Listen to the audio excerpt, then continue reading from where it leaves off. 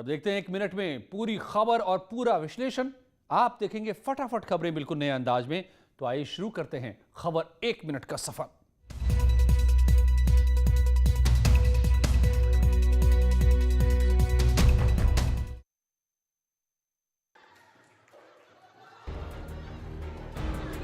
गौतम बुद्ध नगर में नोएडा के बीजेपी महामंत्री चंदगीराम यादव का डांस वीडियो सोशल मीडिया पर जमकर वायरल हो रहा है।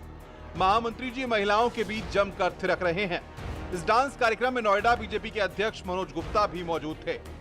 वीडियो वायरल होने के बाद नेताजी की जमकर आलोचना हो रही है। दरअसल नोएडा के सेक्टर 19 में सनातन धर्म मंदिर में कृष्ण जन्माष्टमी का कार्यक्रम आयोजित किया गया था। इस कार्यक्रम में इलाके के लोग शामिल हुए थे। इसमें महामंत्री चंदगीराम भी पहुंच गए और माहौल को देखते हुए अपने आप को रोक नहीं पाए। लेकिन बड़ा सवाल ये है, जब कोरोना महामारी का प्रकोप फैला हुआ है, उसके बीच में इस तरह के कार्यक्रमों का आयोजन करना और नेताजी को इस तरह से डांस करने की जरूरत क्या आन पड़ी थी।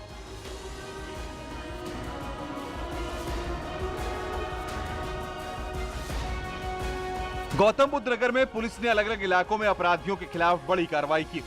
इस कार्रवाई में एक नाबालिग आरोपी समेत 19 लोग दबोचे गए। इन छात्रों में 3 शराब तस्कर, एक गांजा तस्कर, 7 लुटेरे और 2 हत्या के आरोपी समेत गैंगस्टर एक्ट के आरोपी गिरफ्तार किए गए हैं। खास बात यह है कि एक महिला आरोपी भी पुलिस की गिरफ्त में आई है। इन आरोपियों के पास से भारी मात्रा में शराब, गांजा, तमंचे और चोरी की गाड़ियां और लैपटॉप बरामद हुए हैं। ग्रेटर नोएडा के फेज 2 पुलिस ने एक नाबालिग आरोपी को गिरफ्तार किया है।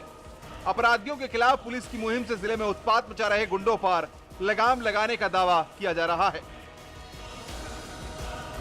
जौनपुर की कचहरी में आज एक परिवार के बीच हंगामा देखने को मिला। कुछ लोग एक महिला को जबरन उठाकर ले जाते दिखे, जिससे लोगों में हड़कंप मच गया। रजिस्ट्री ऑफिस में एक महिला का दिन दोपहर अपहरण होने की सूचना पुलिस को दी गई, जिसके बाद पुलिस मौके पर पहुंची और मामले की जानकारी जुटानी शुरू कर दी। जिसके बाद पूरा मामला संपत्ति विवाद का निकला। पुलिस के मुताबिक देवरानी और जेठानी के बीच ये विवाद हुआ था। जेठानी जमीन की रजिस्ट्री के लिए आई थी। इस बीच देवरानी कुछ लोगों के साथ रजिस्ट्री ऑफिस आई और उससे जबरन उठाकर ले गई। इंस्पेक्टर लाइन बाजार के द्वारा एक टीम गठित करके वहाँ रवाना किया गया है।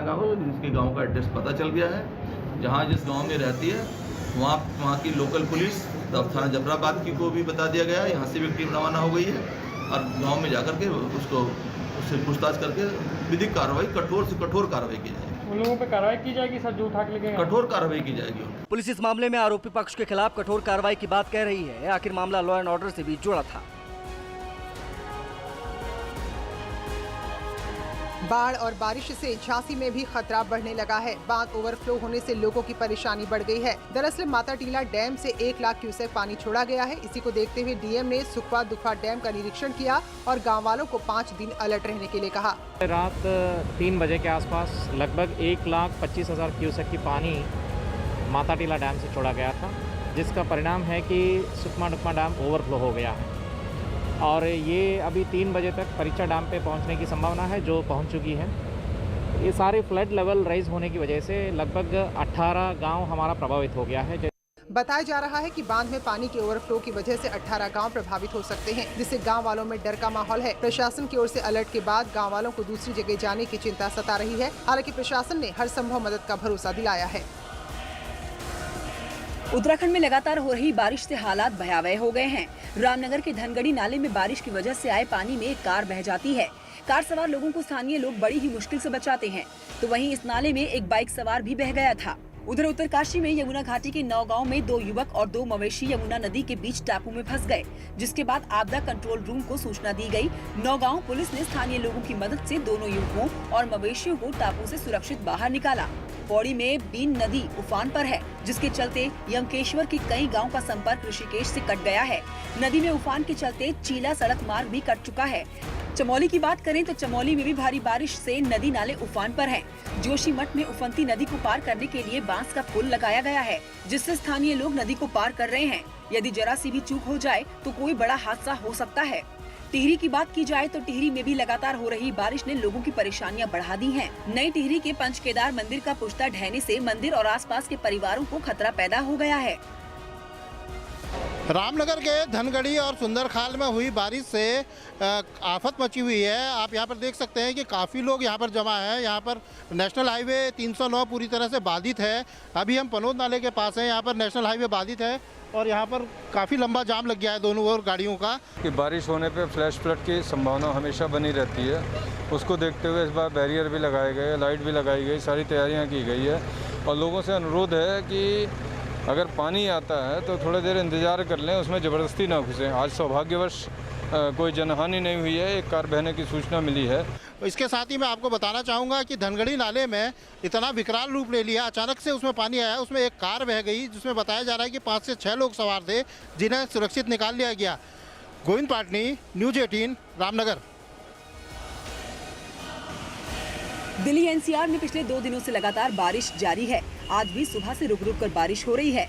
नोएडा में भी सुबह से ही बारिश जारी है, जिससे सड़कों पर पानी भरने से गाड़ियां डूबी हुई नजर आईं। वहीं कई जगहों पर बच्चे बारिश के पानी में खेलते हुए भी नजर आए। कई इलाकों में अस्पतालों और घरों में पानी भर गया। ये तस्वीर जो आप देख रहे हैं वो किसी तालाब की तस्वीर नहीं है। ये गौतम बुद्ध नगर के मुख्य चिकित्सा अधिकारी का कार्यालय है और कुछ ही घंटों की बारिश के बाद ये तालाब बन गया नजर आता है। बात अगर गाजियाबाद की हो तो गाजियाबाद में भी 2 दिन की बारिश से हालात खराब हैं। यहाँ के पौष इलाके इंदिरापुरम की एक सोसाइटी की बाउंड्री वॉल भरभरा कर गिर गई। इस दीवार की चपेट में आकर 3 गाड़ियाँ पूरी तरह से क्षतिग्रस्त हो गयी। दिल्ली की बात करें तो यहाँ भी बारिश की वजह से सड़कों पर पानी भर गया। कई जगहों पर पानी इतना ज्यादा भर गया कि बाइक डूबी हुई नजर आई। अंडरपास में पानी भरने से लोगों की मुश्किलें और बढ़ गयी। यूपी में हर तरफ बाढ़ का कहर दिख रहा है। बाढ़ की ये तस्वीरें लखीमपुर खीरी की हैं। जहां नजर जाएगी आपको पानी ही पानी दिखाई देगा। लखीमपुर खीरी में घाघरा और करनाली नदी उफान पर है। लोगों के घरों में पानी घुस गया है।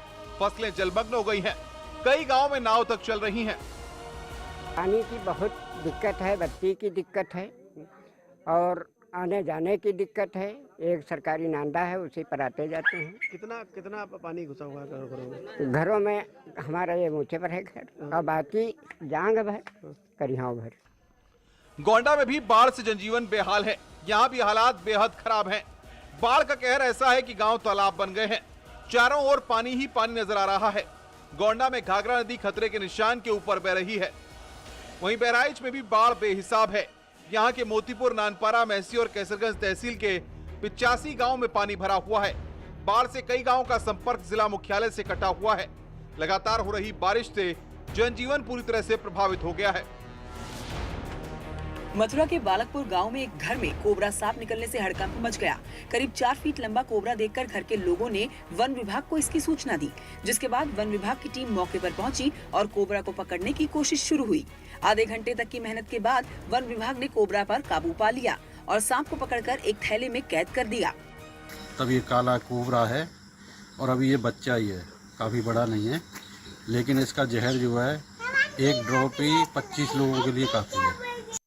कोबरा को पकड़ने से परिवार ने राहत की सांस ले ली। बताया जा रहा है कि बरसात के चलते बाम्बी में पानी भर जाने से सांप बाहर निकलकर घर में आ गया था। कोबरा को पकड़कर वन विभाग की टीम अपने साथ ले गई और उसे जंगल में सुरक्षित स्थान पर छोड़ दिया गया है। गाजीपुर में बिजली के सब स्टेशन में आग लगने से हड़कंप मच गया। बताया जा रहा है कि शॉर्ट सर्किट की वजह से भीषण आग लगी थी। आज सुबह करीब 5 बजे दिलदार नगर सब स्टेशन के 10 MB के ट्रांसफार्मर में चिंगारी उठी, जिसने देखते ही देखते विकराल रूप अख्तियार कर लिया।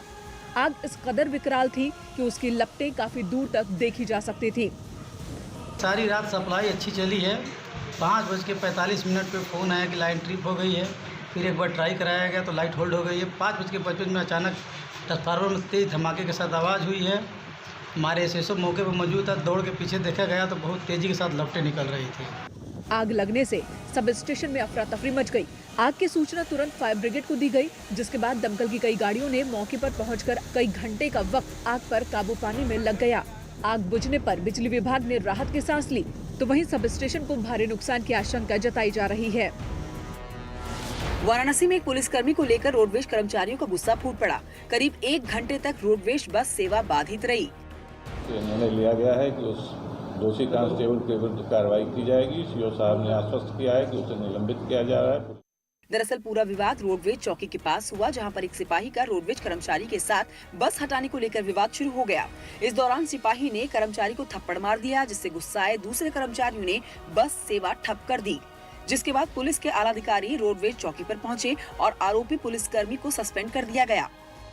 तत्काल हम लोग मौके पे आए और तत्काल प्रभाव से सिपाही को लाइन हाजिर की रिपोर्ट जा रही है, लाइन हाजिर कर दिया गया है। पुलिस सिपाही पर कार्रवाई के बाद रोडवेज कर्मचारी काम पर वापस लौट आए हैं। इस दौरान यात्रियों को दिक्कतों का सामना भी करना पड़ा।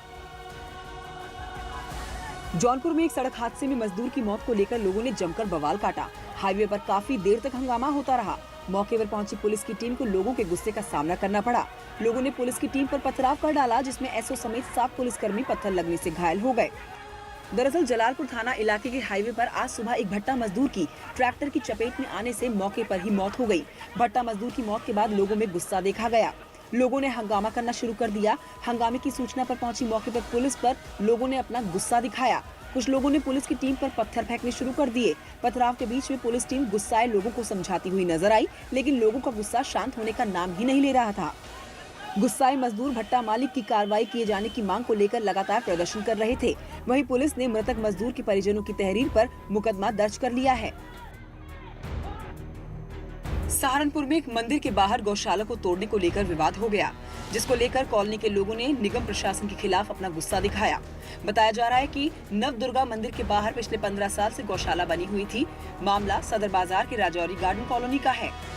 हमने नगर निगम को अवगत इस विषय में कराया था, मेयर जी साहब को भी अवगत कराया था, लेकिन आज जबरदस्ती आकर के नगर यहाँ पे तोड़ दिया गया। वहीं निगम प्रशासन की एक तरफा कार्रवाई से स्थानीय लोगों में गुस्सा है और वो दोषी कर्मचारियों के खिलाफ कड़ी कार्रवाई की मांग कर रहे हैं। हम ये कहते हैं जो खेड़ा है एक तो खेड़ा रहना चाहिए। जगह इनकी थी, इन्हीं की है। जिन्हें प्लाट बेचा उन्होंने कहा जगह मुझे दे रखी है। भाई मान लीजिए 25 फुट का रोड है, 25 यहाँ मौके पे था, उसके अंदर था ये अपने यहाँ। उधर गौशाला तोड़ने पर बजरंग दल कार्यकर्ताओं ने नगर निगम पहुंचकर हंगामा किया और कई कार्यकर्ता धरने पर भी बैठ गए। बरेली में अवैध संबंधों के चलते एक युवती को उसकी मां ने अपनी प्रेमी के साथ मिलकर मौत के घाट उतार दिया। मामला थाना सुभाष नगर क्षेत्र का है। पुलिस ने मृत लड़की की मां और उसके प्रेमी को गिरफ्तार कर लिया। बताया जा रहा है कि आरोपी कौशल के युवती और उसकी मां से अवैध संबंध थे। महिला की मां ने कौशल को अपनी ही बेटी की सुपारी दे दी और उसके साथ मिलकर हत्या कर दी गई। अफेयर चल लिया था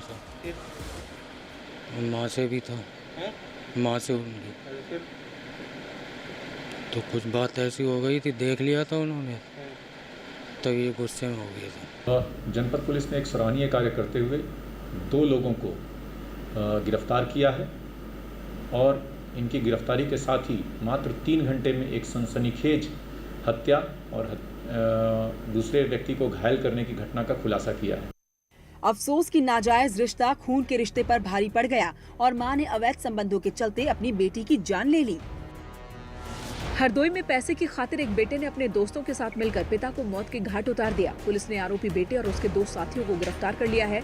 पुलिस के मुताबिक राजपाल पर 9 लाख रुपए का कर्ज था, जिसे देखते हुए बेटे ने कर्ज से छुटकारा पाने और किसान बीमा योजना का 5 लाख रुपए मुआवजा पाने के लिए पिता की हत्या कर दी। इनके हत्या का कारण यह था कि इनके ऊपर बहुत कर्जा था और इनके मृतक के बेटे व अन्य लोगों ने सोचा कि अगर इनको मार दिया जाए तो कर्जा जो समाप्त हो जाएगा, वह अन्य से हमको जिनको नेम्ड किए हैं उनसे हम पैसा लेकर के अपने जो कर्जे हैं उसको खत्म कर सकते हैं।